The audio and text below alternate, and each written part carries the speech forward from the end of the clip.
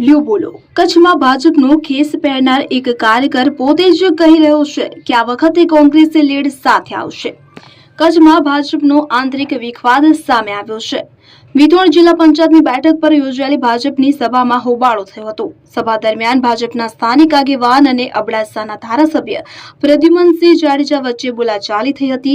પ્રધાનમંત્રી આવાસ યોજનાના મકાન પાસ થયા હોવા છતાં કામ ન થવા મુદ્દે આક્ષેપો કરવામાં આવ્યા હતા। સભામાં હાજર કાર્યકરોએ ચાલુ કાર્યક્રમમાં જ ધારાસભ્યને સીધા સવાલો પૂછ્યા હતા।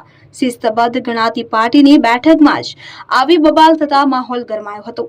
આ દરમિયાન વાયરલ થયેલા વિડીયોમાં ભાજપનો ખેસ પહેરનાર એક કાર્યકર પોતે જ કહી રહ્યો છે કે આ વખતે કોંગ્રેસ લીડ સાથે આવશે, જે પાર્ટીના આંતરિક અસંતોષને વધુ ઉજાગર કરે છે। ટિકિટ વહેંચણીને મુદ્દે કચ્છ ભાજપમાં અસંતોષ સામે આવતા હવે ચૂંટણીમાં રાજકીય સમીકરણો બદલે તેવી લોક ચર્ચા જાગી છે।